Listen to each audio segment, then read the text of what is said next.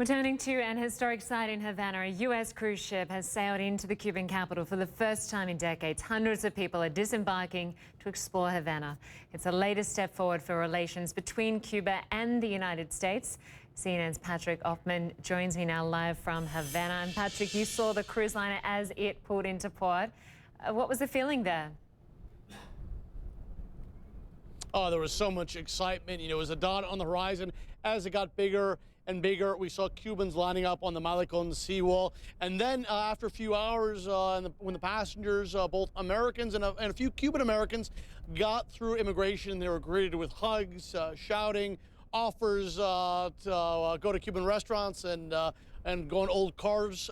Really more excitement than we've ever seen for any cruise, because of course, while there are regular cruises that bring Europeans here, that bring Canadians here, there has not been a cruise in nearly 4 decades that has brought this many Americans here. So it's something that most Cubans have never seen in their lifetime, and many never expected to ever see. It really felt like some of the last vestiges of the Cold War were slipping away today, because there was so much excitement, so much warmth on the part of Cubans towards Americans, people they've been told their whole lives are really, according to governments, their enemies, and that was not the sentiment on the streets of Havana today at all. Of course, Carnival has big plans for Cuba. They would like to bring boats much bigger than the ship that behind my shoulder here. They're ships that can fit thousands of people on them.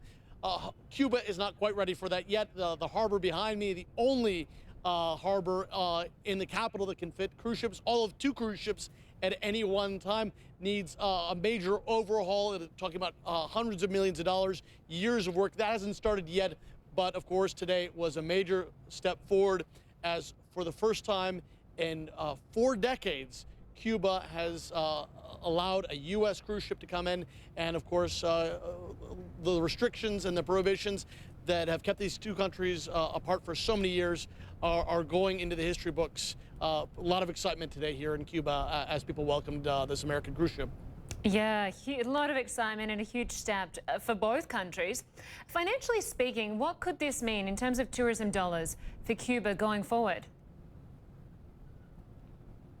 It's just enormous, because part of the issue that Cuba confronts right now is there are not enough hotel rooms, there's not enough restaurants to meet the demand. Hotel rooms in Havana are full all the time, and the government has a monopoly on who is allowed to build a hotel room. So it's really slow going if they're going to open up new hotels, which they absolutely desperately need to. So at least this cruise ship, it arrives, it has almost all the facilities. The cruise passengers get off, they do a quick tour, and of course they are paying docking fees and other taxes that bring in a good amount of money to the Cuban economy.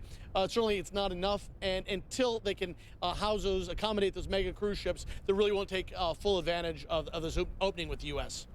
Okay, exciting times there. Patrick Oppmann for us live in Havana. Thank you very much.